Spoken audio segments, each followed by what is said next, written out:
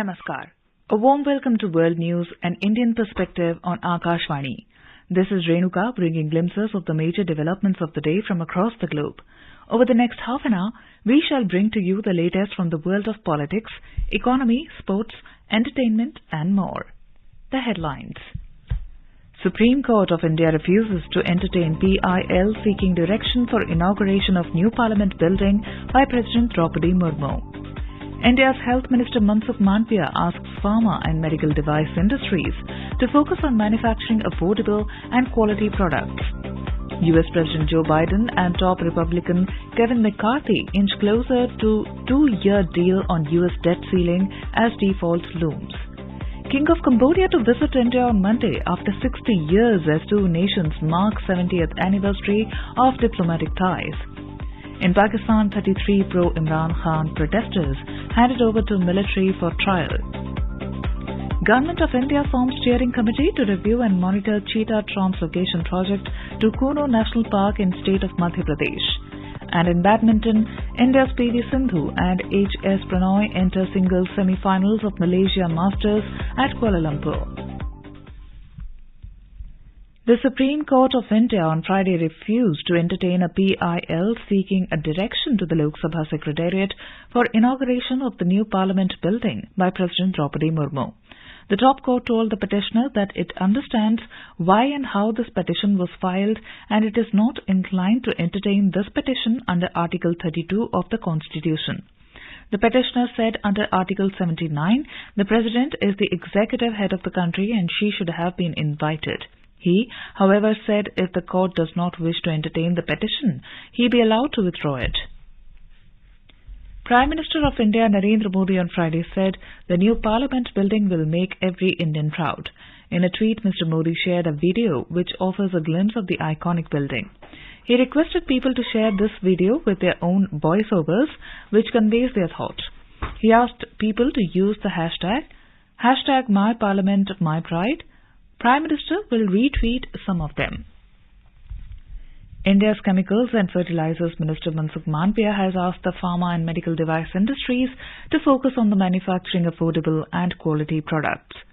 Inaugurating the International Conference on Pharma and Medical Device Sector in New Delhi on Friday, he said quality cannot be compromised in this competitive industry and the government is taking measures to ensure it. He stressed on the need for joint efforts to ensure the manufacturing of the best medicines and medical devices in the country. He informed that the government is going to bring the production-linked incentive scheme for basic chemicals to boost the industry. The minister lauded the work of the pharma industry during COVID-19 period. India's Narendra Modi government at the centre has completed 9 years in office today. On this day in 2014, Prime Minister of India Narendra Modi took the oath of office in secrecy at the Rashtrapati Bhavan. This is the second term of the BJP-led government, which came into power for the second time in 2019. In these 9 years, the country has witnessed transformation across various sectors. A series of measures have been taken for the welfare of the poor, providing decisive governance, ensuring economic growth of the country, and raising the country's stature at the global level. Home Affairs and Cooperation Minister Amit Shah will inaugurate National Conclave in New Delhi on Saturday. Information and Broadcasting Minister Anurag Singh Thakur and Minister of State for Information and Broadcasting Dr. L. Murugan will also be present at the occasion. Talking to Akashvani News, Chief Executive Officer of Prasar Bharati, Gaurav Dwivedi said 3 thematic sessions, India Surging Ahead, Jan Jan Ka Vishwas and Yuva Shakti Galvanizing India will be held during the event. पहला जो discussion session है India surging ahead की theme पर है। किस प्रकार से पिछले 9 वर्षों में विभिन्न क्षेत्रों में भारत गतिमान हुआ है उसके ऊपर परिचर्चा की जाएगी। दूसरा सत्र हमारा रहेगा जन जन का विश्वास और इसमें मुख्य रूप से विभिन्न सामाजिक क्षेत्रों में किस प्रकार से प्रगति हुई है और उसमें आने वाले समय में क्या अपेक्षा रहेगी। और तीसरा सत्र युवा शक्ति के ऊपर हमारी आबादी का आधे से अधिक हिस्सा अभी भी युवा वर्ग है, तो युवा वर्ग किस प्रकार से राष्ट्र की प्रगति में कारक बन रहा है इस विषय के ऊपर चर्चा रहेगी। Indian Minister Dr. Jitendra Singh on Friday said, in the last 9 years, India have traversed unlimited space. Addressing the India Defence Conclave 2023 in New Delhi, Dr. Singh said Prime Minister Modi has taken several policy initiatives in the past 9 years to encourage indigenous design, development and manufacture of defence equipment, thereby promoting Atmanirbharta in defence sector. He added that as a result, there is a quantum jump in space sector in the last 9 years, which surpasses the progress made in the preceding nearly 6 decades before that. Dr. Jitendra Singh said, defence and space sectors are intertwined and both of them got an enabling milieu from the Prime Minister for its faster and indigenous growth by bridging the policy gaps. Referring to the strategic relevance of space in view of recent global conflicts, the Minister said, space, a dual-use technology domain, is emerging as an important multifaceted enabler that provides unprecedented reach. The Minister pointed out that India has joined the elite club of a handful of countries in quantum technologies, and currently R&D works in quantum technologies are underway in the US, Canada, France, Finland, China and Australia. Therefore, all the countries are at par as far as initiation of the mission is concerned. India's permanent representative at UN Ambassador Ruchira Kamboj on Thursday received the Dag Hammarskjöld Medal in honor of 3 Indian peacekeepers who lost their lives in the line of duty last year. 3 Indian peacekeepers who lost their lives serving under the UN flag last year are among 103 military, police and civilian peacekeepers who will be honored posthumously with a prestigious medal here for their service and supreme sacrifice in the line of duty.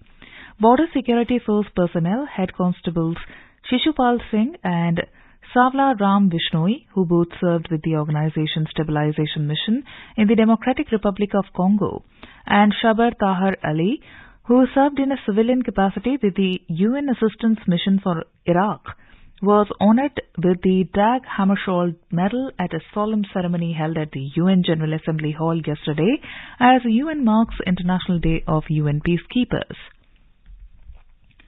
The Indian Navy has achieved another milestone with the MiG-29K fighter undertaking a maiden night landing on the deck of INS Vikrant, India's first indigenous aircraft carrier. India's Defence Minister Rajnath Singh congratulated the Indian Navy. The Indian Navy has said the successful maiden night landing of the MiG-29K on INS Vikrant is indicative of the Navy's impetus towards self-reliant India. In today's Hotspot section, we bring you a news commentary on successful conclusion of PM's visit to Japan, Papua New Guinea and Australia.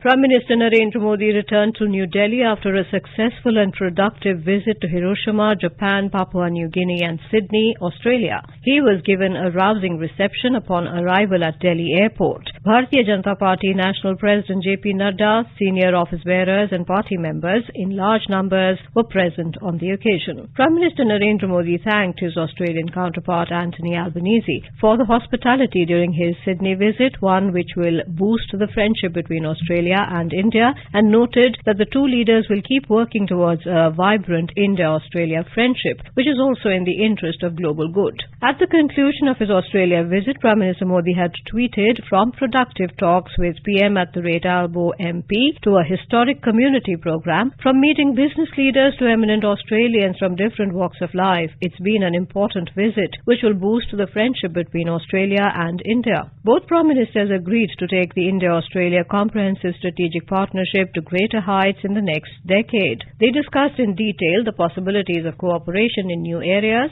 Last year, India-Australia ECTA came into effect. Prime Minister Modi and Mr. Albanese have decided to focus on CECA, Comprehensive Economic Cooperation Agreement. This will give further strength and new dimensions to bilateral trade and economic cooperation. The two leaders had constructive discussions on strengthening strategic cooperation in the sectors of mining and critical minerals. They identified concrete areas for cooperation in renewable energy. it has been decided to set up a task force on green hydrogen. A migration and mobility partnership agreement was signed by the two sides. This will further strengthen Living Bridge. To deepen the ever-growing relationship, Prime Minister announced that a new Indian consulate would be opened in Brisbane, just as Australia has announced opening a new consulate in Bengaluru. Prime Minister Albanese and Mr. Modi discussed the issue of attacks on temples in Australia and the activities of separatist elements. It is not acceptable to us that any element harms the warm and friendly relations between India and Australia by their thoughts or their actions. Prime Minister Modi thanked Prime Minister Albanese for the steps his government has taken in this regard. The Australian authorities will continue to take strict action against such elements. The scope of India-Australia relations is not limited to merely the two countries. It is also linked to regional stability, peace and global welfare. During his visit to Papua New Guinea, Prime Minister Modi co-chaired the third India-Pacific Islands Cooperation FIPIC summit with the Prime Minister of Papua New Guinea, James Marape, on Monday this week. Mr. Modi's visit holds importance in many respects. Historically, it marks the first ever visit by an Indian Prime Minister to the island, and strategically, it lays the foundation of what could possibly be one of the most significant bilateral partnerships of India in the context of the Indo-Pacific as per global order. Prime Minister Modi became the first Indian Prime Minister to visit Papua New Guinea. Earlier, he visited Japan, where he attended the summit of the G7 advanced economies and held bilateral meetings with several world leaders. The Quad Summit was also held on the sidelines of the G7 summit in Hiroshima. Speaking on his arrival in Delhi, the Prime Minister said when he talks about the culture of India, he looks into the eyes of the world. This confidence has come because people of India have formed a government with an absolute majority. Those who have come to India are people who love India, not Prime Minister Modi, he said. At that time, people asked him why India gave the vaccines to the world. Mr. Modi said that this is the land of Buddha and Gandhi. We care even for our enemies. Today, the world wants to know what India is thinking, said the Prime Minister. Mr. Modi also spoke about the release of the Tok Pisin translation of the epic Tirukkural in Papua New Guinea and said, Tamil is the language of every Indian. It is also one of the oldest languages in the world.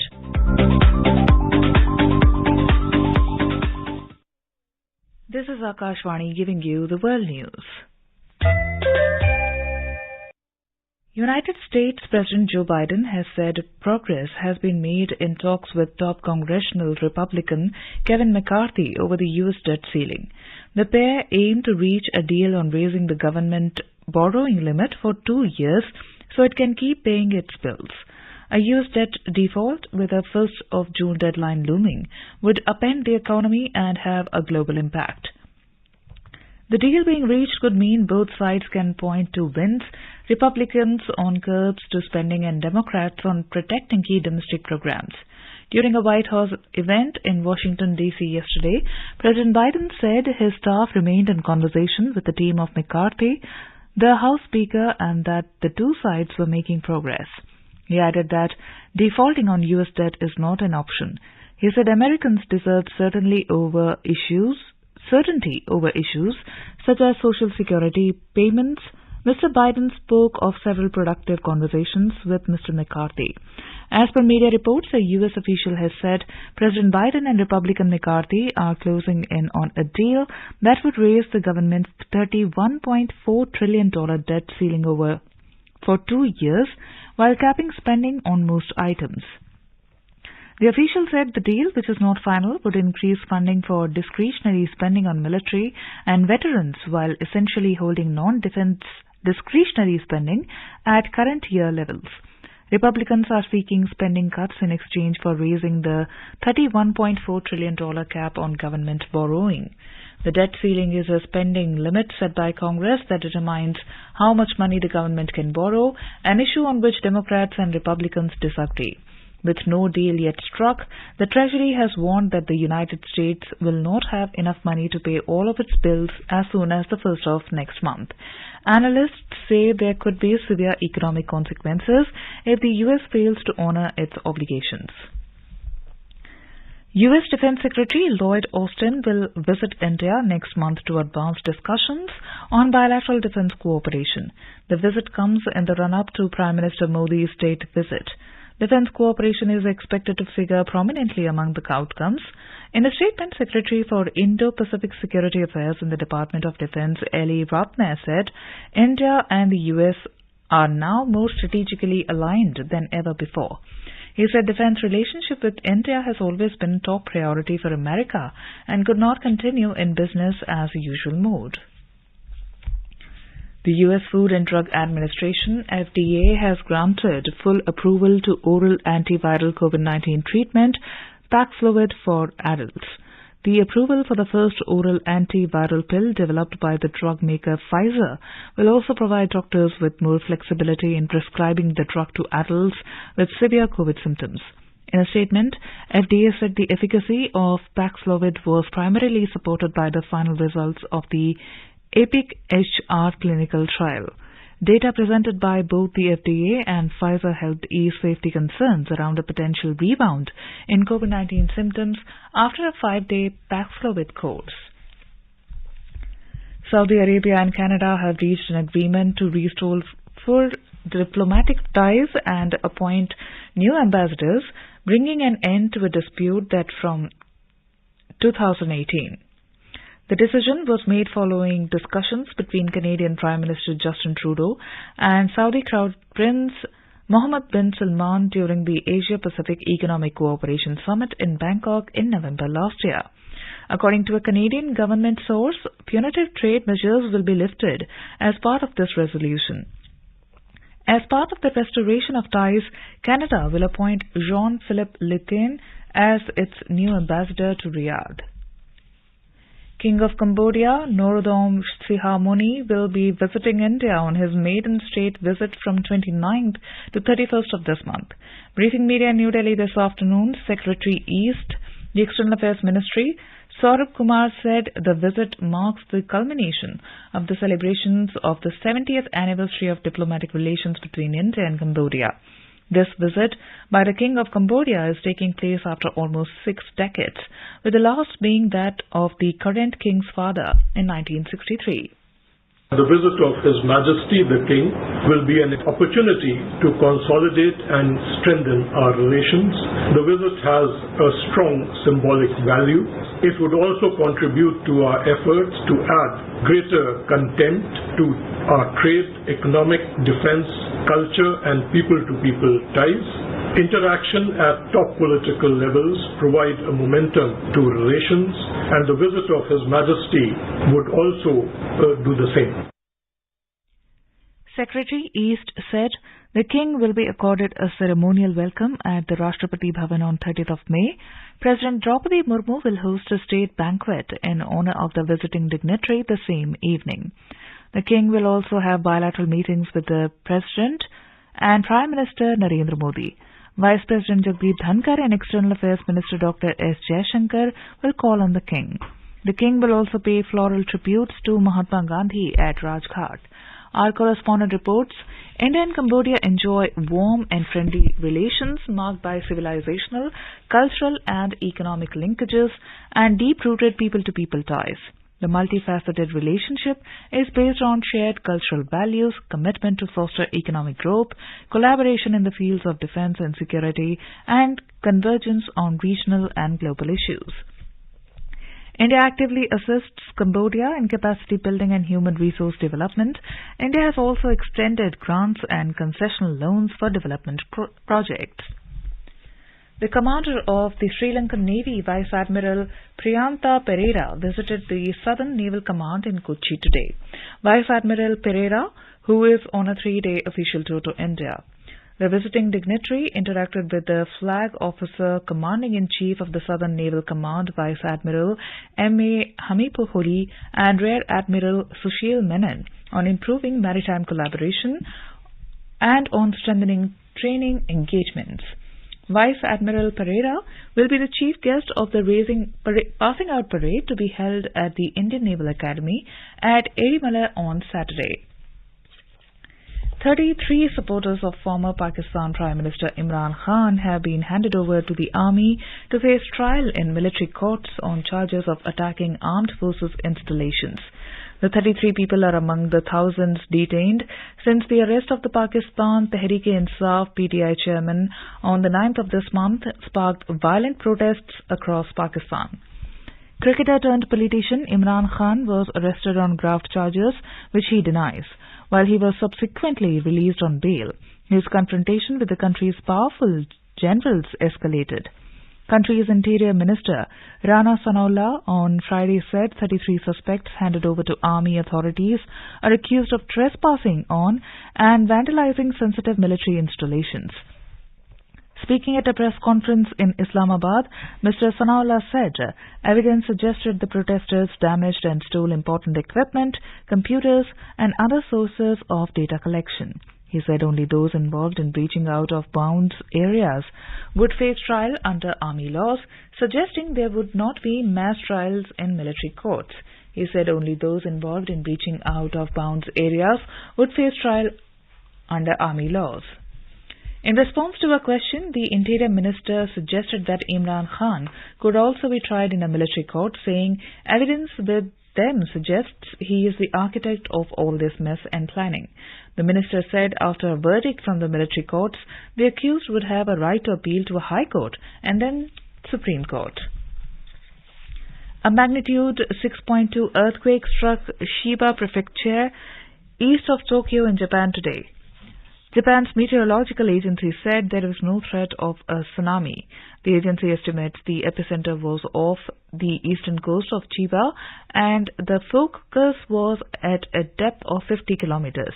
Tremors were reported over wide areas from the Kanto Koshin and Tohoku regions to the Tokai region with intensities of 1 to 4. The agency said intensities more than lower 5 were felt in the Kanto region, including Tokyo and Chiba, for the second time this month. The key domestic indices logged gains of about 1%. The index of the top 30 companies on the Bombay Stock Exchange, Sensex, closed above 62,500 points, while Nifty, the index of the top 50 companies at the National Stock Exchange, settled near the 18,500 level. Both stocks added amid mixed global cues. A report from the business desk. The Sensex appreciated 629 points or 1.02% to finish at 62,502. Nifty also climbed 178 points or 0.97% to end at 18,499. Asian stocks ended mostly higher after Wall Street saw a tech rally led by Nvidia and US investors looked forward to a debt ceiling deal with just a week to go before the government faces a potential default. Japan's Nikkei 225 appreciated 0.4% and China's Shanghai Composite Index rose 0.35%. South Korea's Kospi added 0.2%. On the other hand, Singapore's Straits Times Index slipped 0.01%. Hong Kong's Hang Seng was closed on account of Wesak Day. In intraday trade, European markets were also up. Oil prices were up despite conflicting statements from Russia and Saudi Arabia ahead of the next OPEC Plus policy meeting and worries of weaker than expected demand growth. Brent crude was trading at $76.80 per barrel. Back home, gold prices at multi-commodity exchange for June contracts were trading at around 59,586 rupees per 10 grams. On the other hand, silver was trading at 71,082 rupees per kilogram for July contracts when reports last came in. And in the forex market, the rupee appreciated 17 paise to close at 82 rupees and 57 paise against the US dollar. This is Lalema Aneja Dang for World News, Akashvani. Sri Lanka's Minister for Power and Energy, Kanchana Vijayasekara, has said the weekly fuel quota provided under the National Fuel Pass QR system would be increased in the upcoming fuel price revision starting next month. The minister took to Twitter and said that the decision was made following a meeting held with the Finance, Commercial and Marketing divisions of the state-run Ceylon Petroleum Corporation. India's National Tiger Conservation Authority, NTCA, has constituted a cheetah project steering committee to review, progress, monitor and advise on the cheetah introduction to the Madhya Pradesh Forest Department and NTCA. The 11-member committee will be headed by Global Tiger Forum Secretary General Dr. Rajesh Gopal. It will also have a 4-member consulting panel of international cheetah experts. The committee will also be responsible for opening of the cheetah habitat for ecotourism, suggest regulations, and advise on community interface for their involvement in the project activities. Since last year, 20 cheetahs have been translocated to Kuno National Park in Madhya Pradesh from Namibia, and 4 of them have been released from the fenced acclimatization camps into free-ranging conditions.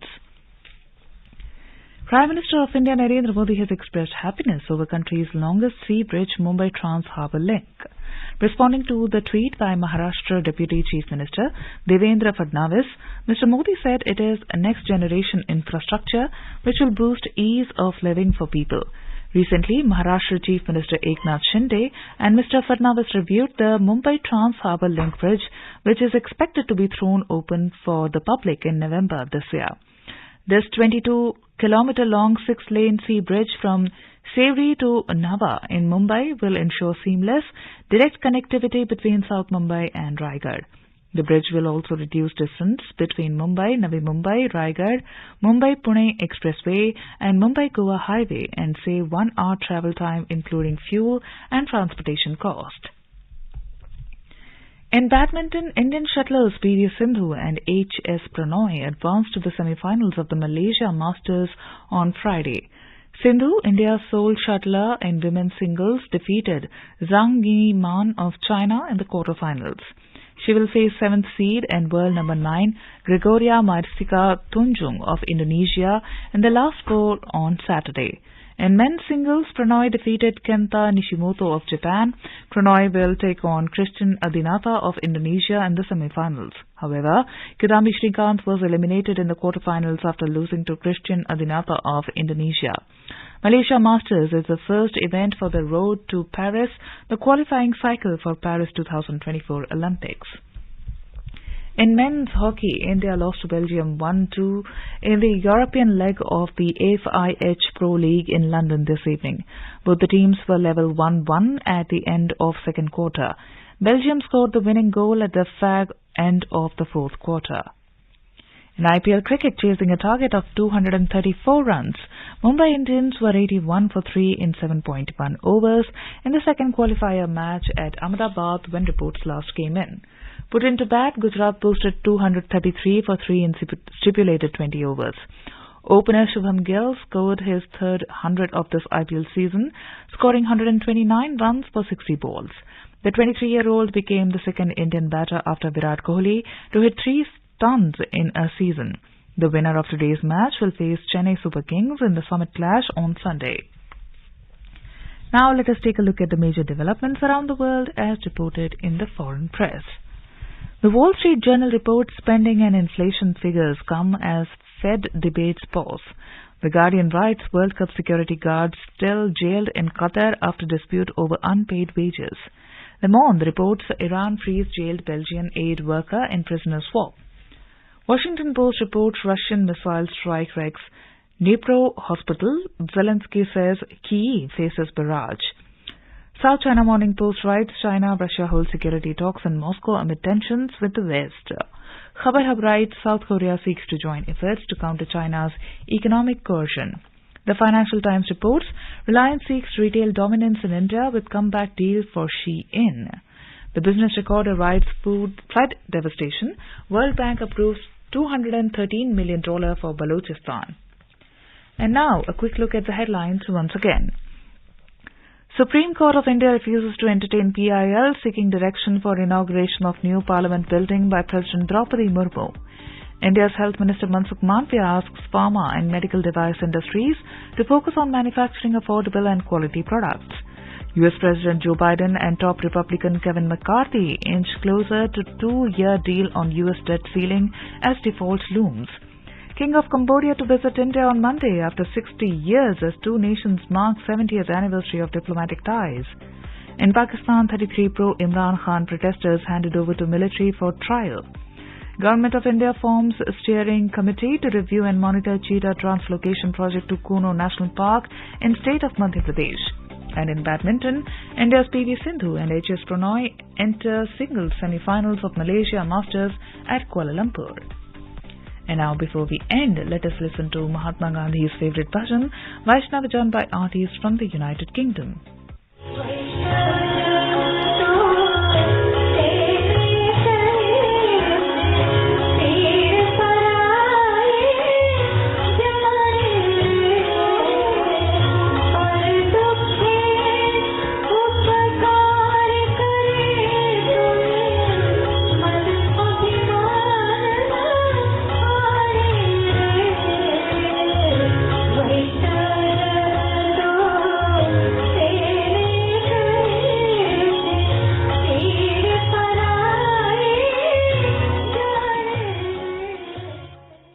And with that, we end this bulletin. We'll be back at the same time tomorrow with the next edition of World News.